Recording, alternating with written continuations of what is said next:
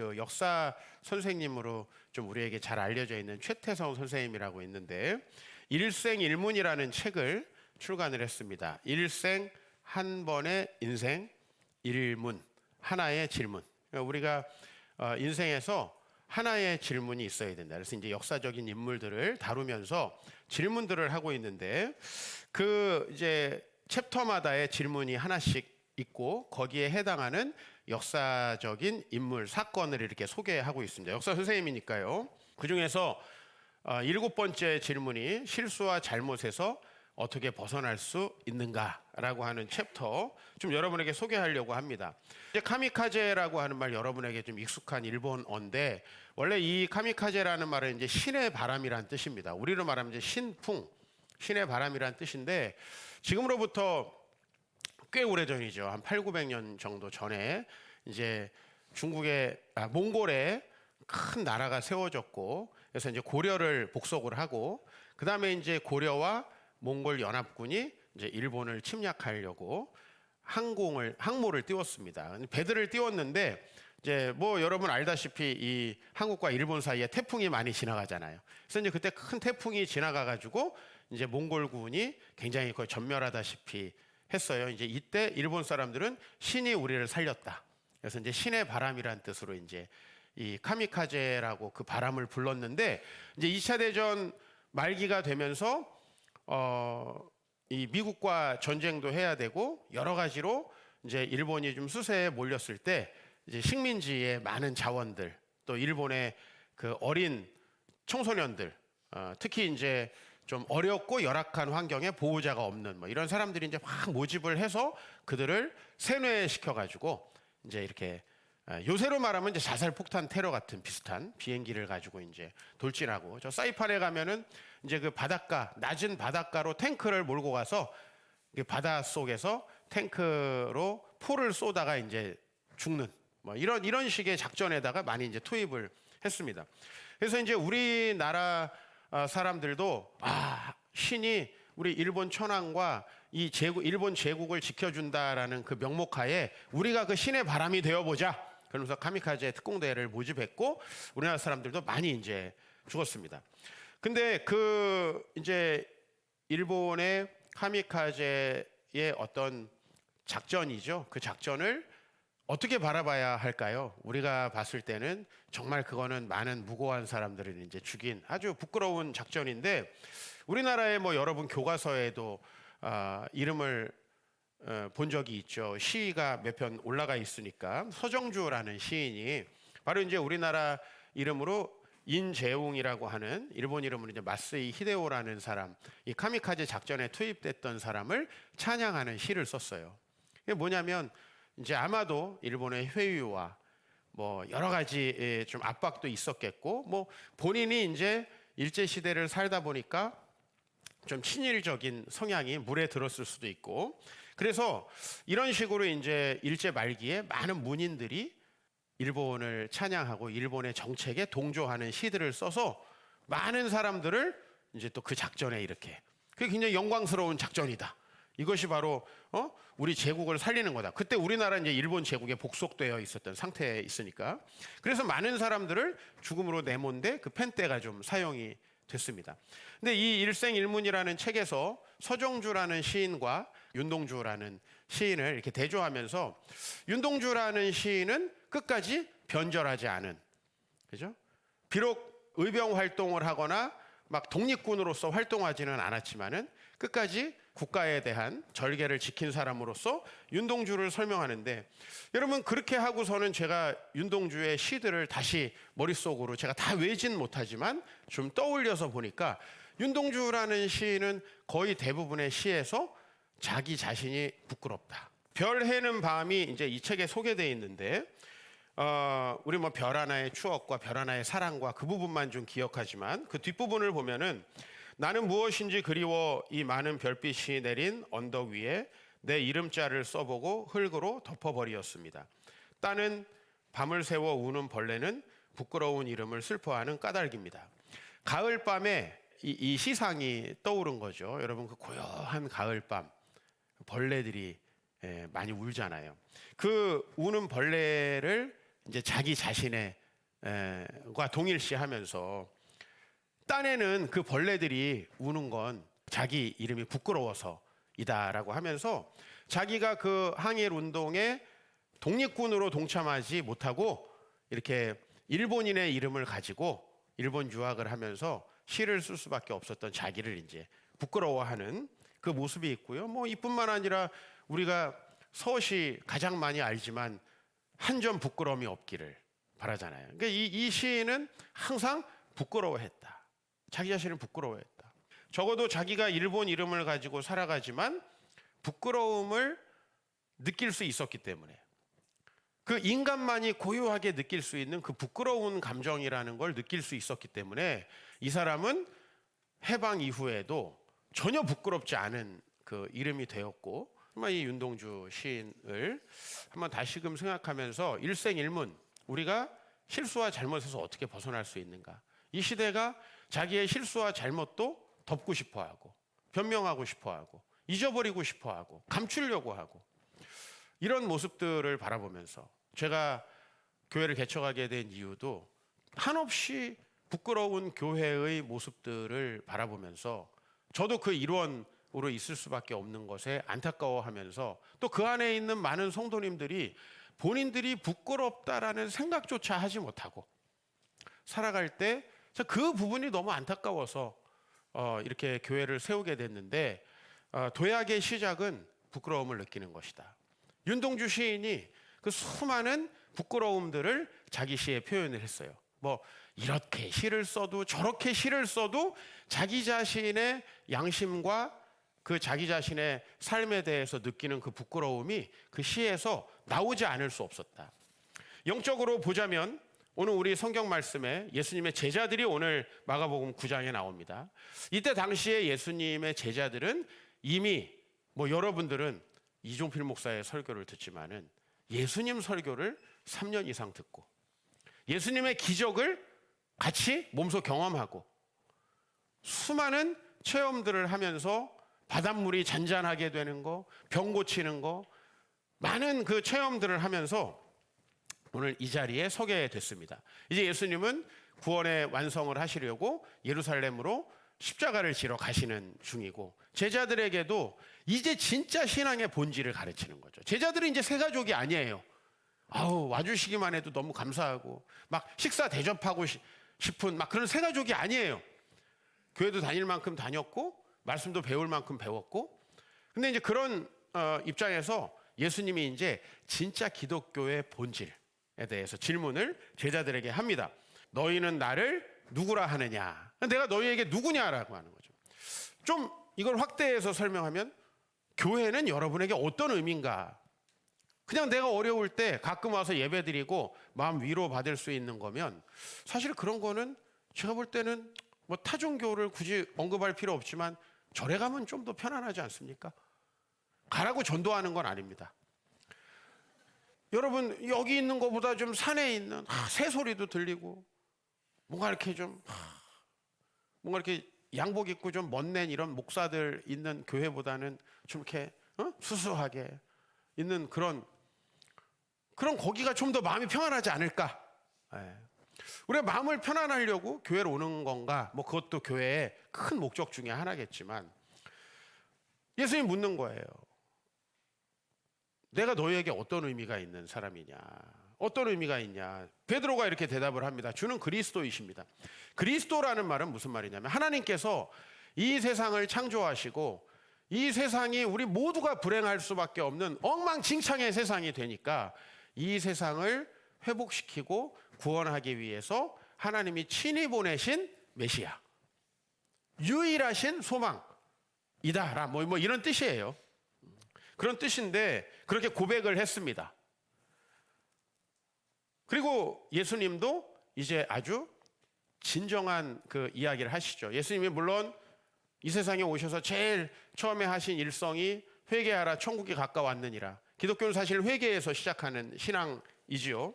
근데 이제 그 회개가 도대체 뭔가라는 거 아주 본격적으로 얘기하시는데 마가복음 8장 34절에 무리와 제자들을 불러 이르시되 누구든지 나를 따라오려거든, 너무 유명한 구절이죠. 우리 제자훈련에서도 인용하는 구절. 자기를 부인하고 자기 십자가를 지고 나를 쫓을 것이니라. 이게 가장 핵심적인 부분이죠. 사실 여러분이 교회에 다니면서 이게 없으면 여러분의 삶은 본질적으로 교회 안 다니는 사람과 전혀 다르지 않습니다. 뭐 윤리적으로 다르지 않다는 게 아니라 여러분이 기독교 신앙이 줄 수 있는 진짜 좋은 것들을 거의 누리지 못하고 살게 될 것이다라는 거예요. 예수님은 지금 헌신을 얘기하는 게 아니고 천국을 누리는 그 방법에 대해서 얘기하는 거거든요. 당신들이 지금 그렇게 살면 절대로 주님이 주시는 그 풍성한 은혜를 못 누립니다.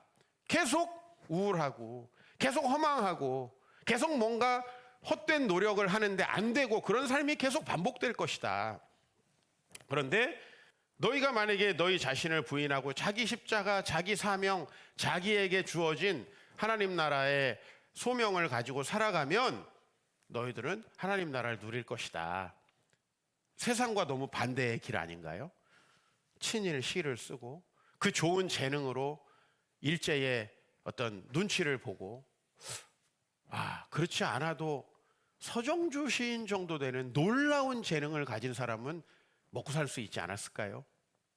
저는 그렇게 생각을 합니다.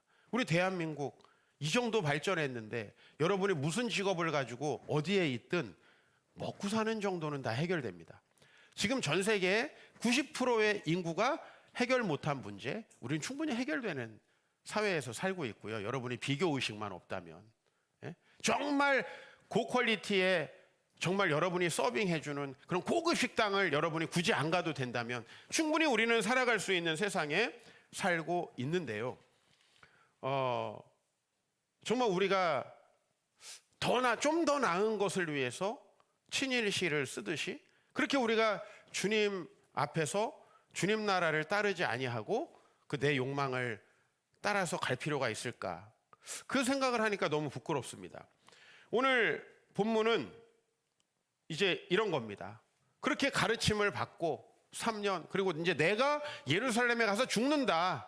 야, 기독교 신앙의 본질은 우리가 실존적으로 하나님 앞에서 죽는 거다.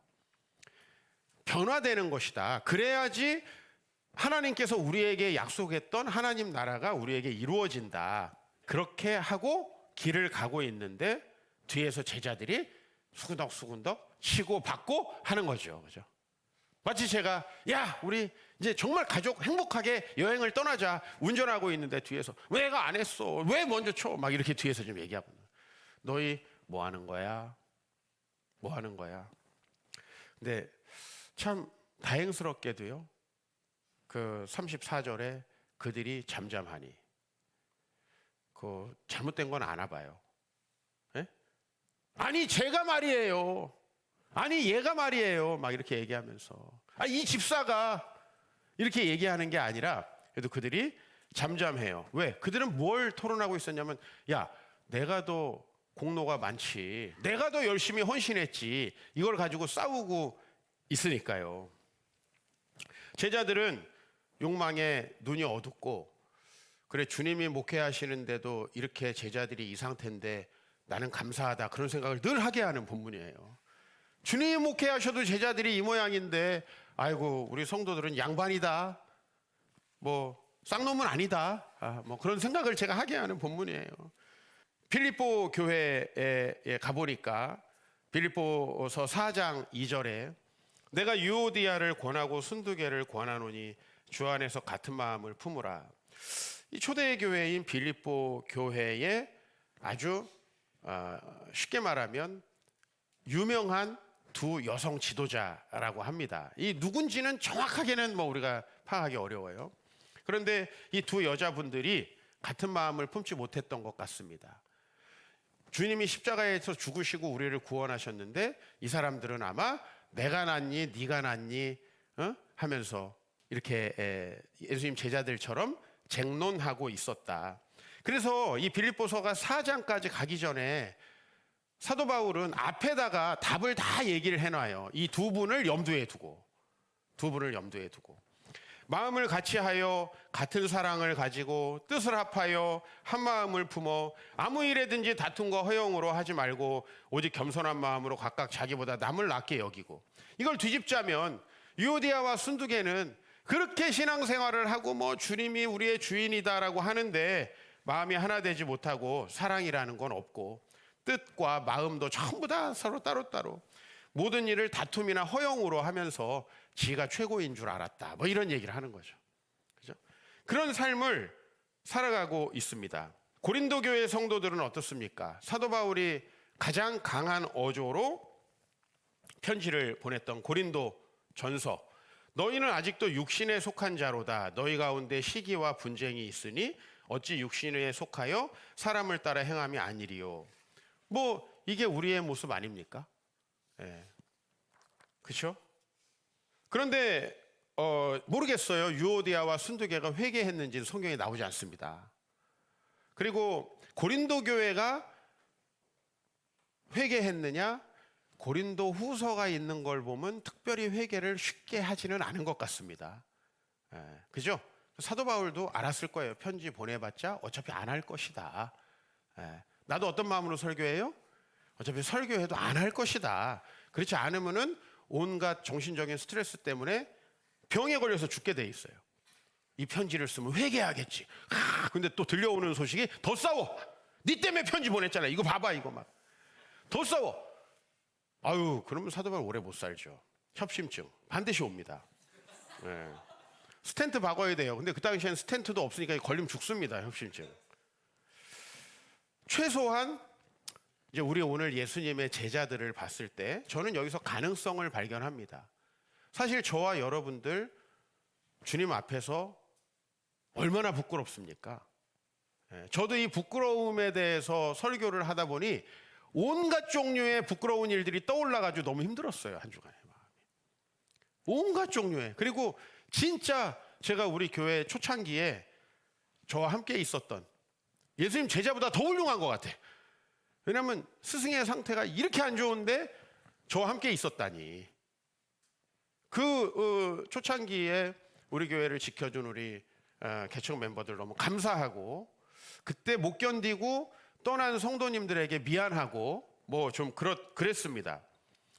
최소한 십자가에 달리신 주님을 믿으면서도 그 주님을 자신들에게 위해가 가해질 때 외면했던 그 모습이 얼마나 부끄러웠을까. 그 닭이 울 때 아, 그렇지. 너 언젠가 나 배신할 거야. 여러분, 목사가 이렇게 설교하는데 부끄러워하지도 않으면서 막 뻔뻔하게 하다가 어느 날 갑자기 이 설교가 생각나면 좀 부끄럽잖아요. 그죠? 그래야 되잖아요. 우리가. 예수님이 계속 누차 얘기했어요. 너네 분명히 날 배신할 거야. 야, 겟세마네에서 자빠져 잘 때 내가 뻔히 알아봤지. 이렇게 얘기를 하는 거예요. 그죠? 야, 주일날 겨우 와가지고 한번 예배 드리는데 말씀을 순종하겠냐? 난 이미 예상을 하고 있어요.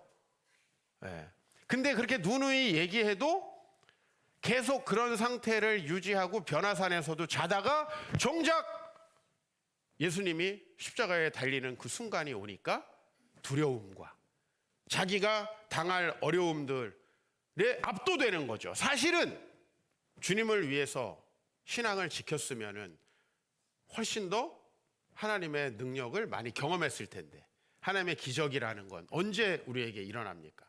하나님 말씀 순종하고 그 길을 갈 때 일어나는 건데 쉽게 말하면 홍해까지 가야 홍해는 갈라지는 거지. 홍해가 있는데 어떻게 가요? 그러면 홍해는 안 갈라지는 거죠. 그죠? 그 제자들은 그 자신을 부끄러워했습니다. 그래도 제가 이 제자들에 대해서 저는 연민을 가질 수밖에 없어요. 왜? 저도 제자보다 더 상태가 안 좋은 사람인데 제자들을 막 욕하다가 나를 돌아보니 나는 완전 가능성이 없는 인간이니까. 오늘 설교의 톤은 도약의 시작은 부끄러움을 느끼는 것이다. 도약과 연결하는 이 신공이 제가 있어요. 이 부끄러운 사건을 영적 도약과 연결하고 싶어요. 끝까지 부끄러움을 몰랐던 제자가 누구냐면은 가룟 유다입니다. 제가 가룟 유다를 뭐 이렇게 막 욕할 만한 그런 수준의 영성을 갖고 있지는 않지만 가룟 유다가 진짜 부끄럽게 여겨지는 장면이 하나 있어요. 그건 뭐냐면 어느 날 예수님이 말씀을 가르치시는데 창녀 한 사람이 자기가 모았던 그 창녀짓을 해서 모았던 그 돈을 모아갖고 돈이에요, 돈. 향유 옥합이니까 돈. 이거 굉장히 비싼 거니까요. 그 돈을 모아가지고 예수님 앞에 왔어요. 그래서 자기가 회개하는 마음으로 그걸 부었어요. 회개가 이런 거지. 아유, 예수님 잘못했습니다 하면서 통장에 챙겨놓고, 이건 회개가 아니죠. 그죠? 자기가 잘못한 게 있으면 그거에 대해서는 최소한 원점으로 돌려놓는 게 회개인데 그걸 했어요. 솔직히 가룟 유다는 그게 너무 아까웠습니다. 왜냐하면 가룟 유다는 회개였거든요. 그죠? 근데 야, 지금 재정 간당간당하고 막 맨날 마이너스인데, 그죠?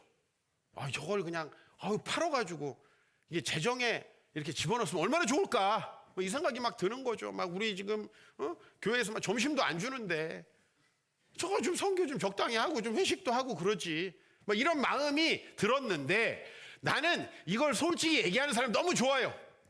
재정도 어려운데 좀 한 반 틈이라도 이렇게 좀 쏟다가 다시 이렇게 세워가지고 병을, 그럼 쏟아가지고 좀 남을 거 아니에요. 이게 되게 비싸요. 그러니까 그걸 가지고 좀 팔아가지고 이렇게 회비도 좀 충당해 주시지. 이거 재정 맡기 어렵습니다. 이렇게 얘기했으면 얼마나 좋을까? 네? 진짜 내가 너무 돈이 아까워서 선교를 못 가겠어. 그러면 저는 선교도 못 가는 쫌생입니다. 저를 좀 위해서 좀 기도해 주십시오. 이렇게 안 하고, 저 비행기 값이면은 저거 연탄이 몇 장인데, 이렇게 말을 하는 거죠. 이게 난 너무 이제 창피한 거예요. 왜? 마음이 뻔히 보이는데 그 마음을 얘기 안 하고 그거를 영적으로 포장해. 그래서 뭐라고 했어요? 가난한 자들에게 팔아서 줬으면 얼마나 좋았겠느냐. 가룟 유다가 진짜 그렇게 이걸 팔아가지고 가난한 사람을 줄 정도의 영성이었으면 예수님을 팔겠어요? 한번 생각해 보세요. 그 마음이 뻔히 느껴지는 거예요. 저는 성도님들 보면서 진짜 부끄러운 게 뭐냐면, 본인이 헌신하기 싫으면서 저는 믿음이 부족합니다. 깔끔해요. 근데 그건 좀 예산을 좀 잘못 사용하는 것 같습니다. 너무 듣는데 내가 왜 부끄럽지? 그죠? 왜 내가 부끄러워요? 제가 목사의 부르심을 받았는데 하나님을 제가 장로로 더 잘 섬기겠습니다. 맞아요, 안 맞아요? 사실 목사하기 싫은 거잖아. 왜 욕심을 은폐합니까? 그 지점에서 저는 예수님이 딱 알았을 거라고 생각이 들어요. 저건 진짜 나쁜 놈이다. 차라리 좀 아깝게 느껴지네요. 저희도 너무 지금 힘든데 언제까지 이거 가가지고 곡식 이거 막 들에서 막 도둑질해서 먹고 이거 언제까지 합니까? 이랬으면 너무 깔끔하다. 근데 그게 아닌 거죠. 다른 핑계들을 대면서. 근데 진짜 부끄러웠어요. 어쨌든 그러나 그 부끄러움을 느끼지 못하는 사람이 가룟 유다였고, 결국 예수님까지 팔아 먹었고, 그 다음에 그 모든 것에서 찾아오는 정신적인 고통을 견디지 못하고 스스로 비운의 길로 가게 됐지요. 그게 가룟 유다입니다. 그러니까 진짜 부끄러운 이름이 됐죠. 부끄러움을 감추고 부끄러움을 안 느끼려고 하다가 진짜 부끄러운 이름이 됐죠. 제자들은 어때요? 너무 창피하죠. 그죠? 그런데 이 제자들은 다시 예수님을 만나서 너무너무 부끄러워하고 다시 한번 저희를 사용해 주신다면 합니다. 그렇기 때문에 우리가 지금 예수님의 그 나머지 11 제자, 얼마나 그분들이 정말 위대하고 아름다운 전도자가 됐습니까? 우리 베드로를 생각할 때 이거 예수님 배신했던 사람, 이 생각이 들어요? 우리 생각 안 들죠. 이건 과정에 불과하고.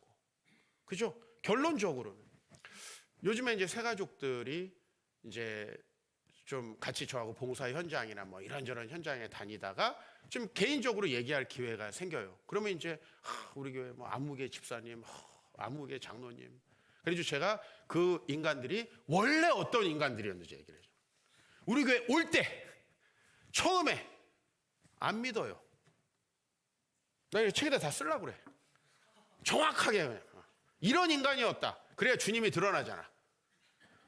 원래 괜찮은 인간이었다. 그러면 주님이 안 드러나죠. 그분 훌륭하시구나. 근데 얘기하면 안 믿어요. 다 그런 인간이었습니다. 근데 변해서 그 자리에 간 거고, 그냥 계속 안 변하고 부끄러운 사람 그냥 그 자리에 있는 거예요. 그 자리는 똑같아요. 우리 어느 누구가 부끄럽지 않은 사람이 있습니까? 우리의 삶의 모습을 보면 너무나 부끄럽죠. 도약의 시작은 부끄러움을 느끼는 겁니다. 2주 전에 군산이라는 곳에 갔습니다. 가가지고 점심을 이제 뭐 목사님들 한 몇십 명 오셨으니까 같이 뭐 국밥이나 한 그릇 먹겠지 이렇게 생각하고 있는데 한 목사님이 차에 타십시오. 이건 뭐예요? 좀 특별한 식당에 강사만 데려가겠다. 기대가 되잖아요. 군산 이런 데는 장난 아닙니다. 해산물이 너무 싱싱해. 막. 근데 이제 대접을 하신 목사님과 이제 이런저런 얘기를 하다 보니까 참 이분 매일 아침 새벽 기도하시고 또 다른 목사님과 함께 아침에 걷기 하면서 묵상도 나눔도 하시고 또 무엇보다도 제가 입양 가족이라는 걸 알고 본인도 2명이나 입양한 사실도 저에게 이렇게 공개해 주시고 그 지역을 섬기면서 너무 열심히 목회하시는 분이더라고요. 밥 사줘서 이런 얘기를 하는 건 아닙니다. 근데 이제 제가 서울에 올라와서 감사해서 그 다음 날 전화를 드렸습니다. 그래서 제가 목사님 진짜 목사님 제가 내려가서 목사님 목회하시는 이야기 들으면서 많은 걸 배웠습니다. 그랬더니 그런 말 하지 말라고. 자기는 진짜 죄인이라고. 목사님 몰라서 그렇다고. 근데 그게 되게 진심으로 느껴졌어요. 진심 죄인이구나 이분. 그렇게 느껴졌어요. 근데 여러분 제가 지금까지 만난 모든 사람은 다 부끄러운 사람들이었어요. 부끄럽지 않은 삶을 사는 사람은 없더라는 겁니다. 오늘 하나님 앞에서 우리가 우리 자신을 생각할 때 얼마나 부끄럽습니까? 이 설교를 준비하면서 저는 일주일 내내 부끄러움을 느꼈고 여러분 적어도 이 시간만큼이라도 좀 제가 당했던 그 부끄러움의 감정을 좀 당했으면 좋겠어요. 설교를 잘하고 싶어요. 그래서 막 부끄러워서 미치게 막 진짜 자기를 죄인으로 여기고 진짜 자기를 무익한 자로 여기는 사람들 치고 부끄러운 삶을 사는 사람이 없더라고요. 그래서 사는 사람이 없어요. 사도 바울이 말끝마다 한 게 뭐예요? 나는 만삭되어 나지 못한 자와 같다. 이걸 우리가 옛날에 7푼이 8푼이라 그랬습니다. 스스로 자기는 죄인 중에 괴수다. 그 부끄러움을 알고 있었기 때문에 사도 바울은 정말 부끄럽지 않은 인생을 살아갈 수 있었다. 그 도약의 시작은 부끄러움을 아는 거예요. 적어도 내가 얼마나 하나님 앞에서 무익한 자인지, 이대로 살아가면 나에게 얼마나 소망이 없는지. 춘추전국 시대에 정말 한 600여 년 중국에 전쟁이 끊임이 없었죠. 우리가 진시 황제로 알고 있는 그 사람이 이제 중국을 통일하기 전까지 중국은 전쟁통이었습니다. 전쟁이 심각하니까 이제 거기에서 철학이 발달을 합니다. 어떤 철학이 발달하죠? 어떻게 해야 사회가 안정될 수 있을까? 그게 이제 우리가 보통 제자 백가 사상이라고 하고요. 거기 이제 뭐 순자, 맹자, 공자 그런 이제 사람들이 이렇게 나왔죠. 공자는 사람이 변해야 된다. 사람이 인의 예지 훈련을 받아서 사람이 선해져야지 이 사회가 나아진다. 그걸 이제 계승한 이 맹자가 4가지를 얘기했죠. 측은지심, 사양지심, 그 다음에 시비지심, 제가 오늘 얘기하려고 하는 수호지심. 인간이 어떻게 해야지 좋은 인간이 될 수 있는가라고 했을 때 맹자는 부끄러움을 느낄 수 있어야 된다. 그게 이 수호지심이죠. 자기 자신의 부족함에 대해서 부끄러워하는. 여러분 인간이 유일하게 부끄러움을 느낍니다. 동물들 아무 데서나 무슨 짓을 해도 안 부끄럽잖아요. 인간은 동물과 유일하게 다른 게 부끄러움을 느끼는 겁니다. 이게 하나님이 주신 영성, 우리 마음이 있어서 그렇죠. 인간이 적어도 큰 소득이 있지 않는 한 비도덕적인 일은 안 하려고 한다는 거예요. 그죠? 왜? 부끄러움을 느끼니까. 야, 부끄러워도 상관없어. 나는 이렇게 해서 돈 벌 거야. 이게 이제 인격이 최고로 망가진 단계라고 볼 수 있고요. 교회에서도 본인이 신앙생활을 잘 돌아보지 못하고 본인이 부끄러움을 느끼지 못하는 사람. 이런 사람들이 교회에 목사가 되고 장로가 되고 집사가 되고 그 교회는 끝나는 겁니다. 그렇죠? 이 부끄러움이 없으면 교회는 끝나는 거예요. 정말 우리 아이들이 수능을 본다니까 저도 학력고사 보던 시절이 생각이 나는데요. 그 학력고사 붙고 조금 주변에서 우쭈쭈 해준다고 잘난 척하고 하나님 소명 버리고 장로 된다고 했던 장로들은 뭐 괜히 미안합니다.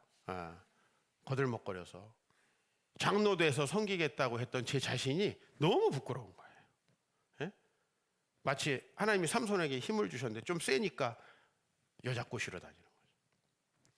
그런 제 자신의 모습이 너무 부끄럽고 목회 초창기에 어차피 성도들은 안 변한다는 이 불변의 진리를 알지 못하고 내가 가르치면 달라질 것이다. 몇 년을 가르쳤는데 전혀 안 달라지는 사람들을 보면서 너무 자존심이 상해가지고 내가 그동안 가르친 건 뭔가 하면서 목회를 그만두려고 했던 제 모습도 생각나고 개척을 했을 때 정말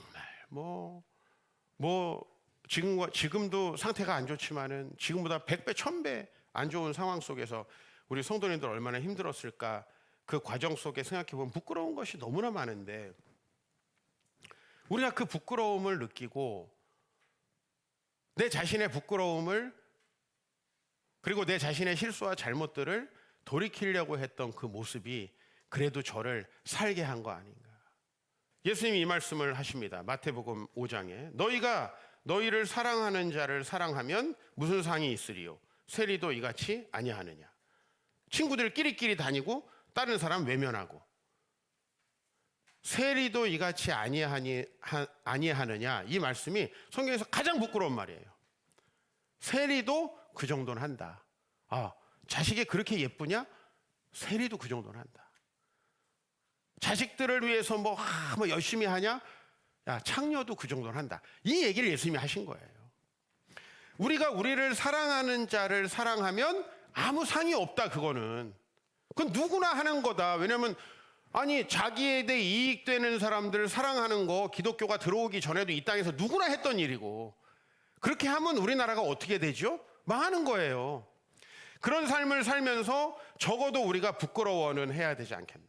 내 자신의 자녀나 가족의 이익만을 추구하는 삶, 이게 지금 현대인들의 삶인데 자식을 위해서는 무지막지한 돈을 쏟아부으면서도 공동체와 이웃을 위해서는 작은 것도 헌신하지 못하는 우리의 삶인데 오늘 또 여러분들이 이 말씀을 듣고 감동돼가지고 삶이 바뀔 것을 기대하진 않습니다. 그러나 적어도 우리가 우리의 삶에 대해서 부끄럽게 여길 수는 있어야 된다. 그게 도약의 시작이다. 이렇게 풍요로운 대한민국을 만들어주셨어요. 선교사님들이 얼마나 피를 흘리셨는지 그거 여러분 잘 아시죠? 근데 우리가 주님의 은혜로 이렇게 풍요로운 나라가 됐는데 제가 요즘에 외국에 가면 항상 느끼는 게 뭐냐면 우리나라로 역이민 오려고 하는 사람들이 굉장히 많다라는 거예요. 그리고 적어도 그 나라에 내가 낸 세금을 포기하기 힘드신 분들은 이중 국적을 다 부활시키고 있어요 지금. 왜요? 한국이 너무 좋아졌으니까. 그런데 이렇게 좋은 나라에 살면서도 이웃도 선교지도 돌아보지 못하는 삶. 365일 중에 단 며칠도 선교지에 방문할 수 없는 우리의 삶. 선교 가라는 얘기 하는 거 아닙니다. 가지 마세요. 그냥 계속 그렇게 지금처럼 사시면 돼요. 근데 부끄러워하기는 하자. 그걸 이렇게 가룟 유다처럼 핑계대지는 말자라고 하는 거예요. 진짜 부끄러운 건 이런 내 자신을 교회에서 왜 인정하지 않는가 하면서 항의하는 거예요. 제가 가장 부끄러운 그리스도인으로 알고 있는 백집사라는 분이 있어요. 이 설교를 어디선가 듣길 바랍니다. 이분은 제가 미국에 한 10여 년 전에 집회 갔을 때 제가 동부에 있는 어느 교회 갔을 때 첫 번째로 밥 사준 분이에요. 첫 번째가 기억이 많이 남습니다. 어느 교회를 갔는데 처음 밥 사주신 분.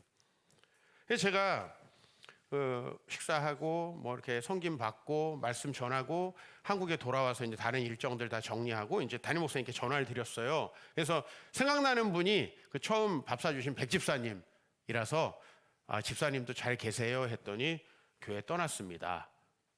3주 지났는데. 왜냐하면 저희 집회가 있었던 그 다음 주가 집사, 장로, 권사 투표하는 날이었어요.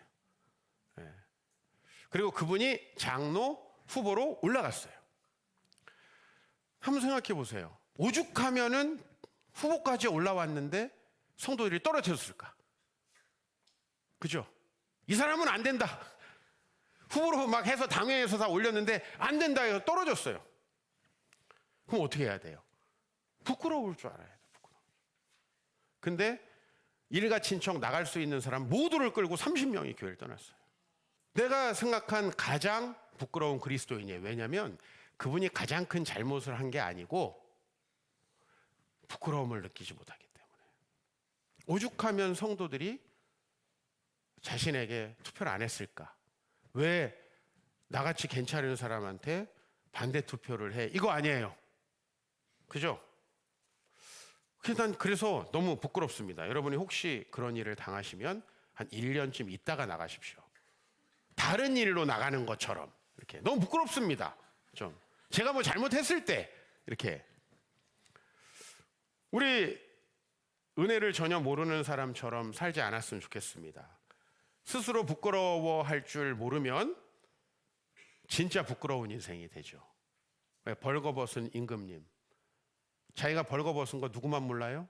자기만 모릅니다. 일반적으로 그렇습니다.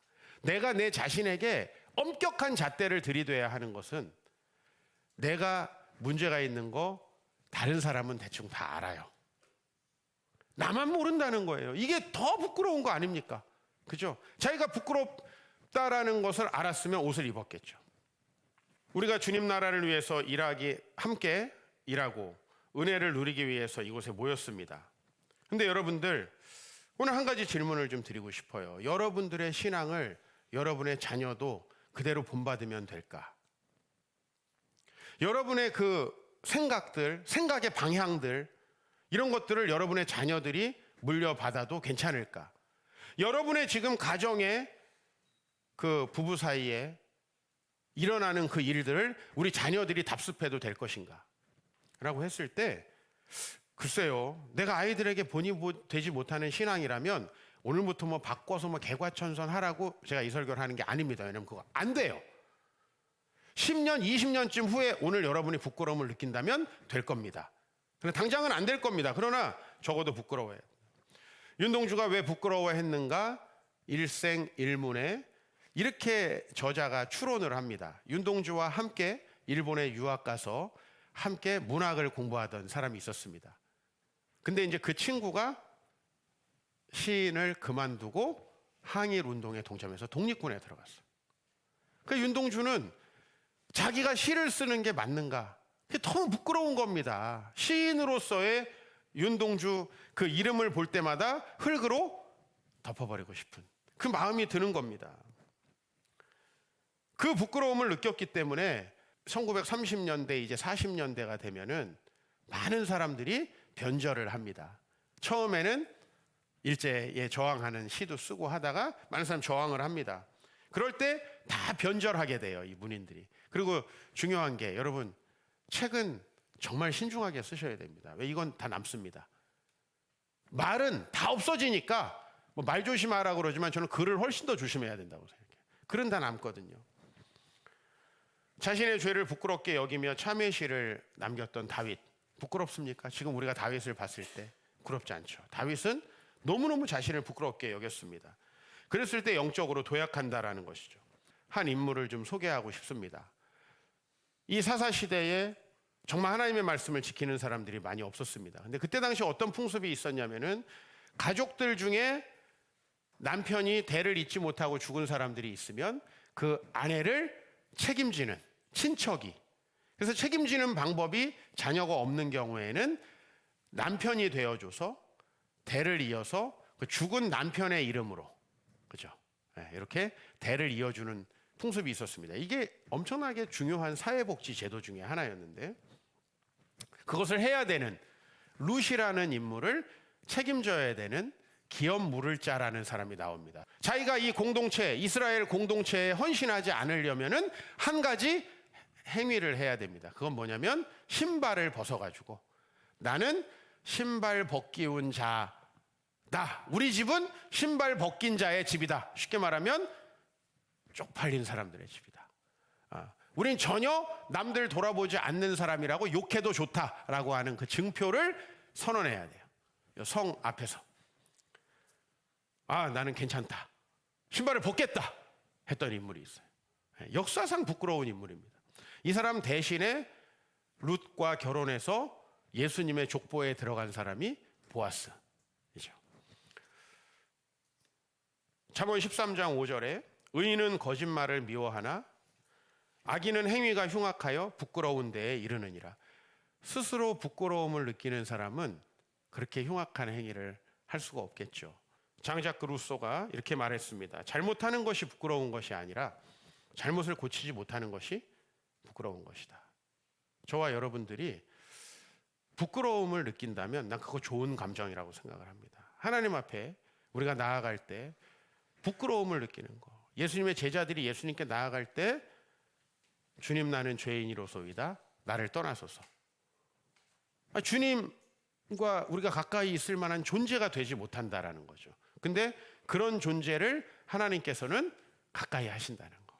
여러분들이 정말 영적으로 도약하시기 위해서 스스로의 삶에 대해서 부끄러움을 느끼고 하나님 앞에서 새로운 삶이 주어지시길 축복합니다.